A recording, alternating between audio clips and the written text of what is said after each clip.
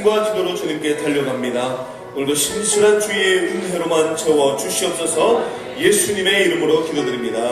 아멘. 아멘. 로마서 2장 17에서 29절 말씀. 제가 이제 성경으로 신약 242면 로마서 2장 17절에서 29절 말씀을 찾으셔서 함께 교도하실 때에 오늘 하나님께서 우리에게 주시는 계시의 말씀으로 받으시기 바랍니다. 제가 먼저 17절을 교독합니다. 유대인이라 불리는 내가 율법을 의지하며 하나님을 자랑하며 율법의 교훈을 맹인의 길을 인도하는 자요 어둠에 있는 자의 빛이요 율법에 있는 지식과 진리의 복음을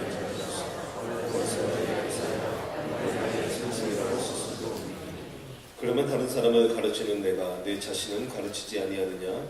도둑질하지 말라 선포하는 내가 도둑질을 하느냐?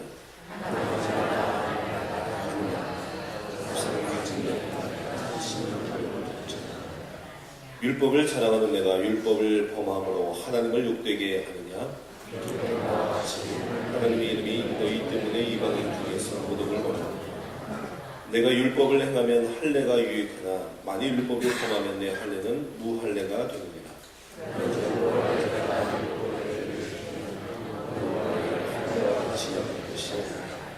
또한 본래 무할례자가 율법을 온전히 지키면 율법 주문과 할례를 가지고 율법을 범하는 너를 정죄하지 아니하겠느냐.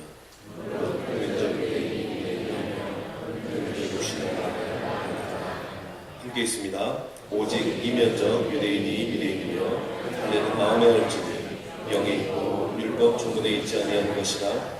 그 칭찬이 사람에게서가 아니요 다만 하나님에게서다. 아멘. 하나님께 칭찬받는 비결이라는 제목으로 박수미라 형사님 하나님의 말씀 선포하시겠습니다. 할렐루야. 여러분, 하나님께 칭찬받는 귀한 인생이 되시길 주님의 이름으로 간절히 소원합니다. 이왕이면 하나님께 칭찬받는 사람은요, 사람에게도 칭찬받습니다. 그러니까 정말 많은 사람들에게도 칭찬받는 그런 인생이 되시길 주님의 이름으로 간절히 소원합니다. 이 사도 바울은 로마서 1장에서 모든 인간이 죄인임의 모습들을 이렇게 다루면서요, 보편적으로 모든 인간들이 죄를 짓고 있다라고 이야기합니다. 이 말씀을 하면서 가장 중요한 단어 중에 하나가 있는데 그것은 뭐냐면 스스로 지혜 있다나 어리석은 자가 되었다는 거예요. 그러니까 사람의 모든 실수는 되게 어디서 시작되는 거냐면 스스로 괜찮다, 스스로 지혜 있다, 여기서부터 어려움이 시작된다는 겁니다. 이스라엘 민족들이 썩어지지 않는 하나님의 영광을 썩어질 사람과 해와 기어다니는 것들을 섬기는 우상을 섬기는 것으로 타락을 해갔다고 이야기를 합니다. 여기서 중요한 단어 중에 하나가 뭐냐면 썩어지지 아니할 하나님의 영광입니다. 그러니까 우리가 이 땅을 살아가는 우리가 하나님을 믿고 하나님을 따르면 어떤 결과가 나타나냐? 하나님은 썩어지지 아니할 하나님의 영광이기 때문에 그 하나님을 믿고 나아가는 자는 누구든지 썩어지지 않는 인생이 되는 겁니다. 이곳에 있는 모든 자들이 하나님을 믿고 끝나는 것이 아니라 그 썩어지지 않는 하나님의 영광이 우리의 삶 가운데 매일매일 펼쳐져 가기를 주님의 이름으로 간절히 소원합니다. 이러한 인간들이 죄를 범한다는 사실을 고발하고 나서 사도 바울은 로마서 2장에서 1절에서 11절까지는 이 유대인들에 대해서 엄격하게 이렇게 다루는 모습을 볼 수 있습니다. 그것은 뭐냐면 율법이 있기 때문에 이 율법이 너희의 모든 속속들을 다 보여준다는 겁니다. 그러면 이 율법은 반드시 너희를 심판할 것이기 때문에 피할 길이 없다라는 내용을 펼치게 됩니다. 그리고 12절부터 16절까지는 이방인들에 대해서 다루는데 이방인들은 율법이 없는 거예요. 그러다 보니까 율법이 없으면 죄를 지어도 괜찮느냐, 이 부분에 대해서 사도 바울은 그렇지 않다는 겁니다. 너희가 실질적으로 율법이 없다 해도 우리가 병이라는 것이 어떤 자각증세가 있어도 병이 있는 것이고 자각증세가 없어도 내가 병에 걸렸다면 그 병이 내 몸속에서 자라고 있는 것처럼 하나님께서는 모든 인간에게 양심의 법을 다 만들어 놓았다는 거예요. 이 땅을 살아가는 사람은 누구나 다 양심의 법이라는 것이 있어서 무엇인가 잘못하면 그거에 대해서는 반응을 즉각적으로 보이게 만들어 놓았기 때문에 양심이 화인 맞아서 또 그리고 양심이 타락해서 또 양심이 무디어져서 문제인 것이지, 그 양심은 언제든지 우리에게 얘기하기 때문에 설사 이방인이라 할지라도 이 심판에서 피해갈 수는 없다라는 것입니다. 세상을 보면 되게 그렇습니다. 세상에서는요, 죄를 짓고 가장 중요한 것이 뭐냐면 들켰는가 안 들켰는가가 대단히 중요합니다. 그래서 엄청난 죄를 짓고도 들키지 않으면 어떻게 되는 겁니까? 이것은 완전 범죄가 되는 거예요. 어떤 면에서 본다면 우리가 미국 같은 데가 이제 변호사 제도가 대단히 발달되어 있는데요. 이 변호사라는 것이 죄가 없는 사람을 변호하는 건데, 요즘에는 이 자본주의 타락 시대를 맞이하고 있다 보니까 어떻게 된 겁니까? 죄를 지어도 그것을 잘 변호해서 빠져나가기만 하면 끝나는 거. 그런 것이 세상의 기준입니다. 그러나 하나님의 나라의 기준은 절대로 그렇지 않습니다. 하나님의 나라의 기준은 들켰는가 안 들켰는가 중요하지 않아요. 왜냐하면 이미 하나님의 법이 있고 모든 인간 속에서는 하나님을 알만한 것을 하나님이 이미 그 안에 들어놓고 또 모든 것들 속에서 깨닫고 그것들을 알게 했기 때문에 우리가 죄를 들켰는지 안 들켰는지보다는 내가 죄인이라는 것을 인식하느냐 안 하느냐, 이것이 훨씬 더 중요해요. 그러니까 들켰으면 죄인이고 안 들켰으면 죄인이 아니고, 그것은 세상이지만 하나님의 놀라운 역사 속에서는 그것이 들켰든 안 들켰든 우리는 모두 다 죄인이라는 겁니다. 그러므로 나의 삶 속에서 내가 죄인이라는 사실을 인정하고 그 죄인의 모습을 주님 앞에 고백하고 나아가는 것으로부터 깊은 신앙이 시작되는 겁니다. 그래서 사도 바울은 끊임없이 자기 자신을 죄인이라고 고백함과 동시에 죄인 중에 괴수다, 그러니까 어떻게 돼요? 더 큰 은혜가 임하는 거예요. 그러니까 하나님 앞에서는 내가 진짜 죄인이구나 선명하게 내가 죄인인 것을 인식하고 십자가를 바라보고 그 주님밖에 없다는 것을 온전히 믿는 것, 그것으로부터 더 강하고 담대한 신앙의 모습이 우리들에게 펼쳐지게 되는 것입니다. 자, 그렇다면 이러한 각도에서 우리가 한번 살펴볼 때 어떻게 신앙생활하는 것이 우리가 하나님께 칭찬받으며 신앙생활을 하는 것이냐는 겁니다. 이 땅을 살아가는 우리는 다 죄인입니다. 그리고 다 심판하게 놓이게 돼요. 그리고 심판의 결과 우리는 다 죽음에 이르게 되고, 예수 그리스도를 믿는 자는 천국에 가고 믿지 않는 자는 지옥에 가는데, 자, 그러면 이 땅을 살아가는 우리가 하나님께 칭찬을 받으면서 신앙생활을 할 수 있는 비결은 뭐냐는 겁니다. 첫 번째는 뭐냐면 자랑만 하지 말고 반드시 믿어야 한다는 것입니다. 유대인들의 가장 중요한 특징이 무엇입니까? 하나님을 믿는다라고 얘기하는 거예요. 그리고 유일신사상, 자기는 하나님의 선민들이라는 거예요. 하나님께 선택받은 자라는 겁니다. 이것이 그들의 자랑거리입니다. 그래서 본문의 말씀 속에 보면 유대인이라 불리는 내가 율법을 의지하여 하나님을 자랑하며, 이렇게 되어 있습니다. 이 자랑한다는 의미는 두 가지가 있습니다. 하나는 진짜로 내가 자랑을 하는 겁니다. 또 하나는 자랑만 하는 겁니다. 지금 여기서 사도 바울이 얘기하고 있는 것은 무엇입니까? 자랑만 한다는 거예요. 율법이 던져주는 의미가 무엇입니까? 율법으로 교훈을 받아 하나님의 뜻을 알았다는 거예요. 그리고 지극히 선한 것을 분간하게 되었다는 겁니다. 여러분, 우리가 하나님의 말씀을 읽으면요, 그러한 모습들을 알 수 있습니다. 특별히 구약 같은 데를 열심히 읽다 보면 무슨 생각이 듭니까? 등골이 서늘해집니다. 내가 그동안 몰라서 그랬지 이것들 다 죄였구나. 이것들은 전부 다 가증한 것이었구나. 또 구약의 하나님 어떻습니까? 죄를 지으면 즉각적으로 그날에 3,000명이 죽거나 그날에 2만 몇천 명이 죽거나, 그리고 그런 일들이 비일비재하게 일어나기 때문에 구약을 쫙 읽다 보면 등골이 서늘해집니다. 분명히 알게 돼요. 또 그리고 맹인의 길을 인도하고, 또 그리고 어둠에 있는 자의 빛이 되는 겁니다. 왜요? 모르는 것을 진짜로 알게 되고 깨달아 가기 때문에 그런 겁니다.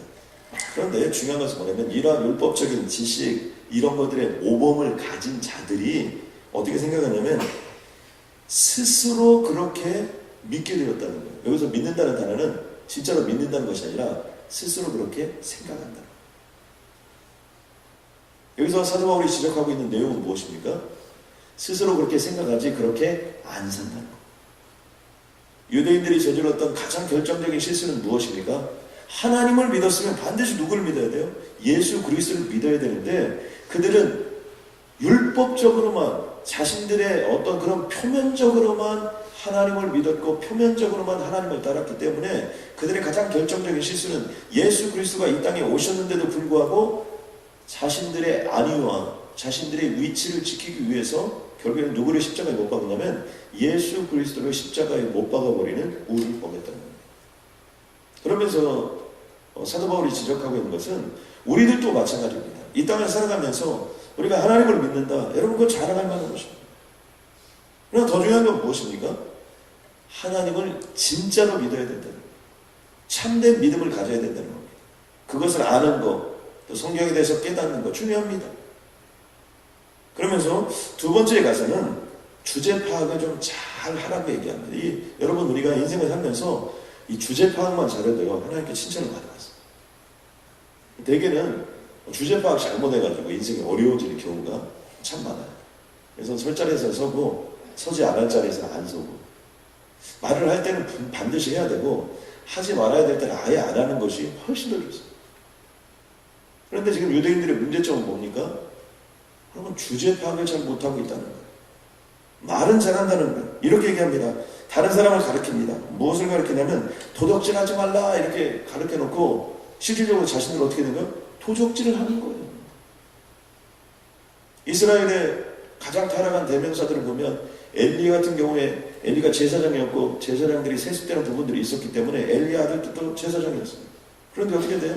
이 홈리와 비느하스가 하나님의 것을 온전히 올려야 되는데 하나님에게 올리기도 전에 어떻게 됩니까?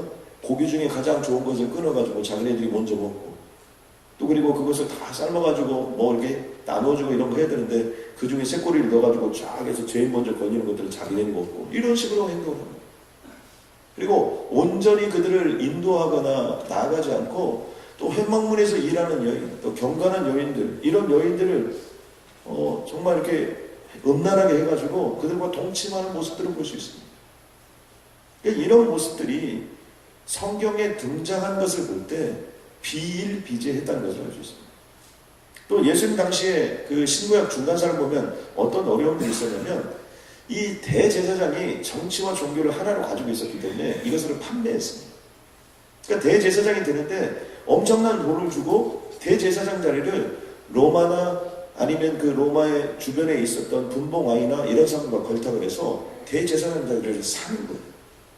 자, 그 돈이 어디서 나왔을까요? 대제사장이 그 돈은 밑에 있는 제사장들에게 나오는 거예요. 제사장들의 돈 어디서 나왔을까요? 그 밑에 있는 레위 지파에서 나오는 거예요. 또 사두개파 바리새인. 그러니까 그 밑에 있는 거 어디 있습니까? 다 제일 밑에 있는 그 하나님의 백성이라고 하는 사람들의 돈을 다 끌어모아서 그런 일들을 자행하게 된 것입니다. 바로 그것이 로마 시대예요. 그러니까 대제사장들이 나오고 뭐 이런 아나니아 같은 제사장들이 나오지만 어떻습니까? 그들이 온전히 하나님의 뜻을 분별하지 못하는 모습들을 보여주는 것이죠. 그 이유가 무엇입니까? 율법이 있지만 그 율법대로 자신들의 삶을 살지 않는 겁니다.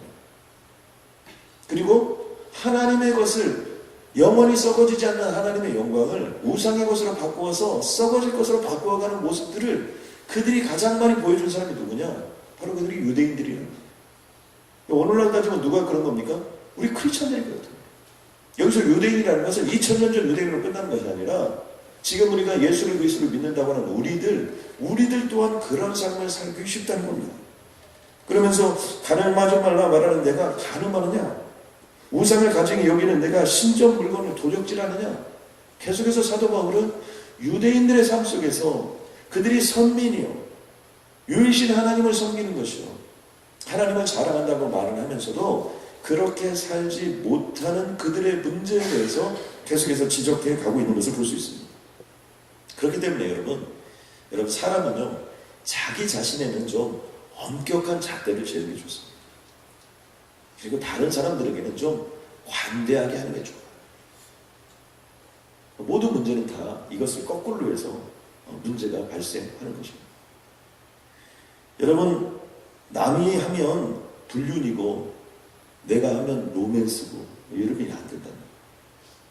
여러분 내가 하면 차선 변경이고 남이 하면 흐려들기고 뭐 저런 인간이 다 있어 이러시면 안 된다는 거예요. 그러니까 나는 괜찮고 다른 사람은 안 된다 이런 생각을 가지면 안 된다. 여러분 이런 얘기 우리가 자주 하죠. 야 목사님이 저럴 수 있어? 저도 마찬가지입니다. 예전에 부목사였을 때 담임 목사님이 이럴 수 있을까? 이러면 똑같은 거죠. 담임 목사님이나 목사님이나 목사님이나 우리나 똑같은 하나님의 말씀을 붙잡고 그 말씀을 따라 사는데 목회자는 안 되고 나는 되고 이런 건 아니라는 거죠. 뭐 장로님이 뭐 집사님이 뭐 또 뭐 팀장님이 뭐 우리가 이런 얘기를 할 수 있는데 그런 것은 사실은 상황 속에서 나오는 것이지 하나님의 진리의 말씀 앞에 서면 그런 부분이 아니라 성경 속에 주제 파악을 잘해가지고 정말 남은 인생을 아름답게 산 사람이 있습니다. 무비보셋이라는 사람이었죠. 요나단의 아들인데 절름발이었어요. 버림을 받은 자죠. 그런데 어떻게 되는 겁니까? 나중에 다윗이 모든 걸 다 평정하고 왕이 된 다음에 생각해보니까 요나단이 자신을 살려주잖아요. 얼마나 감사합니까? 그런데 그 전쟁 중에 그 아수라장 속에서 사울은 자살하고 요나단도 그렇게 세상을 떠나고 이제 그의 식소들을 찾아보니까 무비보셋이 있는데 무비보셋이 다리를 절고 있는 겁니다. 그리고 있는 것들 다 빼앗기고 그 일족들을 다 멸하여버렸기 때문에 그 또한 정말 숨어서 그냥 생명만 보지하고 있었던 거죠. 그가 다윗 왕 앞에 불러왔습니다. 그랬을 때 무비보셋이 뭐라고 얘기합니까? 그냥 자신은 이대로 조용히 살 수 있도록만 허락해달라는 거죠. 내가 아무런 욕심이 없다는 겁니다. 근데 다윗 왕은 무비보셋을 어떻게 표현합니까? 그 무비보셋을 보면서 정말 눈물을 흘리면서 그 선대의 아버지를 생각하면서 무비보셋을 한상에서 늘 먹고 자고 마실 수 있도록 해주고 그 왕족이 가지고 있었던 모든 땅을 다 복권시켜주고 그리고 죽을 때까지 내 옆에서 살 수 있도록 무비보셋에게 그런 허락을 해주는 장면을 볼 수 있습니다. 여러분 우리들의 모습이 어떤 모습입니까? 우리들의 모습도 하나님 앞에 언제나 또 예수 그리스도의 이름으로 구원을 받은 자라는 사실을 우리는 잊어서는 안 됩니다. 아무리 신앙생활을 잘해도 아무리 새벽기도를 100일하고 1000일해도 우리는 죄인이라는 사실, 선명한 죄인이라는 사실, 오늘도 예수 그리스도의 보혈의 피가 아니면 절대로 이 세상을 살아갈 수 없다는 사실, 하나님의 은혜가 없으면 단 하나도 우리는 타락한 존재로밖에 살아갈 수 없다는 사실을 가슴속에 새기고 살아가는 것, 바로 그것이 우리들의 삶 속에서 끊임없이 펼쳐져야 될 내용이라는 것입니다. 그러므로 여러분, 가르친다고 잘하는 게 아니에요. 말을 잘한다고 해서 여러분 무슨 대단한 것이 아닙니다. 실질적인 도움 속에서 어떻게 됐습니까? 그러한 부분들이 드러나고 나타나줘야 됩니다. 저희 교회는 훈련하는 교회입니다. 훈련하는 교회의 특징이 무엇입니까? 훈련을 잘 받는 것이 중요합니다. 근데 훈련을 잘 받는 것보다 더 중요한 것이 무엇입니까? 훈련 받은 대로 사는 것이 무엇입니까? 세임꾼만 안 한 분보다 하시는 분들이 더 훈련을 받고 좋은 면이 있습니다. 제자 훈련을 받고 사회 훈련을 받고 훈련을 받으면 좋은 면들이 많이 있습니다. 말씀도 암송하고요. 체계적으로 신앙의 훈련도 받고 여러 가지 좋은 면들이 많이 있습니다. 그러나 그들이 훈련받은 대로 삶을 살지 않는다면 어떻게 되는 겁니까? 훨씬 더 어려워요. 중요한 것은 뭐예요? 훈련받은 대로 살아갈 때 썩어지지 않는 하나님의 영광이 우리의 삶 속에서 드러나고 나타나지게 된다는 사실입니다. 여러분, 우리가 어떤 상황 속에서 여러분 죄송하지만 우리의 주제를 잘 파악하시고 살아가시길 주님의 간절히 소원합니다. 그래서 우리가 주제 파악만 잘해도요 역사가 나타나게 되어 있어요. 마지막으로 세 번째는요, 사람이 아니라 하나님께 칭찬받는 삶을 살아가야 된다는 겁니다.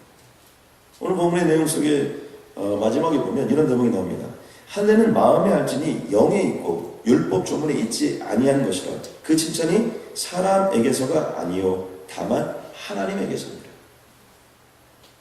그러니까 우리가 칭찬을 받을 때 중요한 것이 무엇이냐면 우리의 포커스가 사람에게 칭찬을 받는데 포커스를 두게 되면 하나님까지 올라가기 어려워요. 그런데 우리가 이렇게 신앙생활을 하다 보면 이 사람이 의식될 때가 참 많습니다. 저는 이렇게 신앙생활을 하다 보면요, 이 성도님들이 의식이 될 때가 참 많아요.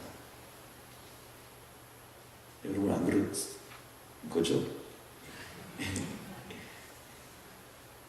그런데 기준이 중요하다는 겁니다. 이 말을 해석하면 이렇습니다. 할례는 마음에 하라는 얘기는 뭐냐면 자꾸 유대인들이 율법의 조문에 따라가지고 내가 이것을 그 다음에 도적질하지 말라, 뭐 하지 말라 이런 것들을 자꾸 율법 조문에다 그것을 준다는 거죠. 그러니까 그것을 아는 거, 가르치는 거, 이렇게 살아야 된다는 거, 이런 것들에 너무 두어가지고 자신은 스스로 그런 걸 사는 것처럼 얘기한다는 거죠.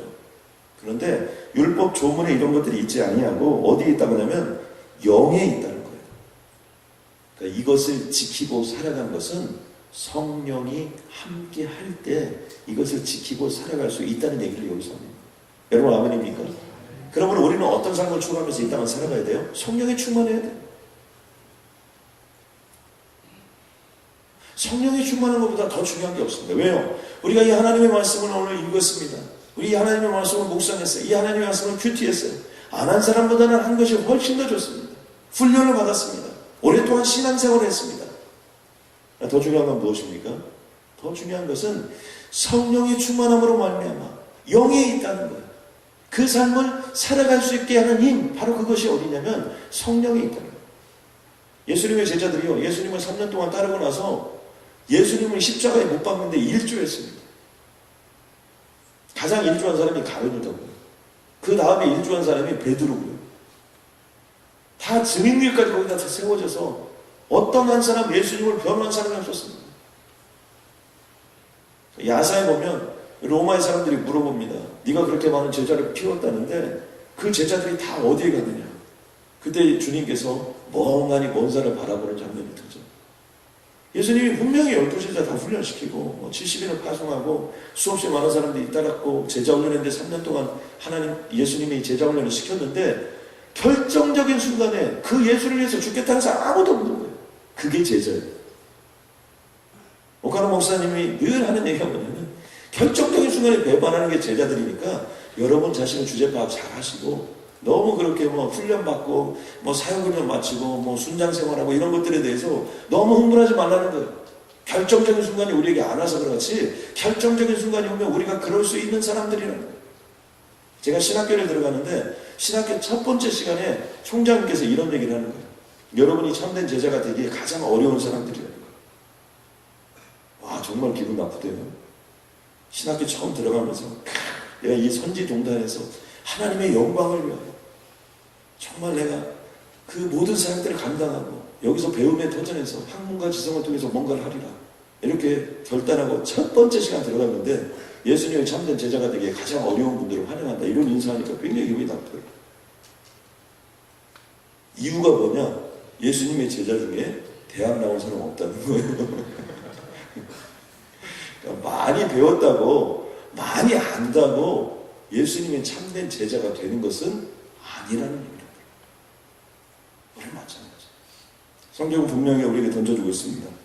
하면은 마음의 할증이 영에 있다는 거예요. 여러분 아멘입니까? 오직 성령이 너희에게 임하시면 너희가 권능을 받고 예루살렘과 온 유다와 사마리아와 땅끝까지 이르러 내 증인이 되라는 증인의 핵심적인 모습은 뭐냐면 성령이 임하면 유로부터의 능력이 임하면 성령에 충만하면 여러분 그러므로 우리가 새벽기도에 참석하는 것으로 끝나지 아니하고 성령 충만함의 시간이 임하기를 간절히 소원합니다.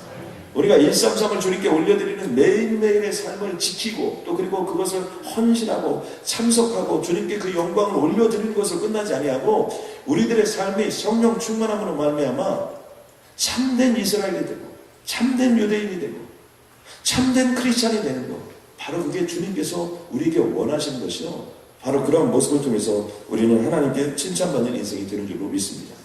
여러분이는 자랑도 하고 믿기도 하는 인생이 되시길 주님의 이름으로 간절히 소원합니다. 여러분 어떤 상황이 와도 내 자신 속에서 좀 엄격하게 여러분 잘하시고 다른 사람에게 좀 관대하게 하시고 주제 파악을 여러분 잘해서 설자리에 서고 죽어야 될 자리에 죽고 말을 할 때는 하고 하지 말아야 될 때는 무슨 일이 있어도 입에 재갈을 물리고 봐야 될 것이 있다면 두 눈이 뚫어져다 봐야 되지만 보지 않아야 될 것이 있으면 어떤 순간이 와도 보지 않고 이 땅을 살아갈 수 있는 압도하는 은혜가 여러분에게 임하기를 주님의 이름으로 간절히 소원합니다. 그래서 하나님에게도 칭찬받고 사람에게도 칭찬받는 그러한 역사가 이곳에서 펼쳐지게 될 줄로 믿습니다. 하나님 감사합니다. 아브라함은 갈 바를 알지 못하였을 때 오직 믿음으로 그의 길을 걸어갔음을 주님 앞에 고백합니다.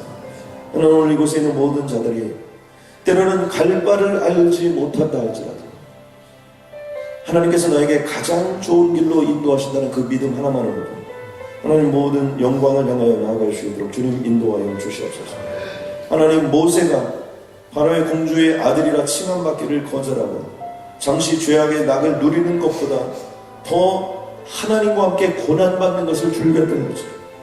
하나님 오늘 우리도 믿음으로 그러한 역사를 허락하여 주시옵소서. 하나님 온 성이 하나님을 믿지 않았어요. 기생 나합은 하나님을 믿음으로 말미암아 자신뿐만 아니라 하나님 그의 모든 가족들까지 구원받았음을 주님 앞에 고백합니다.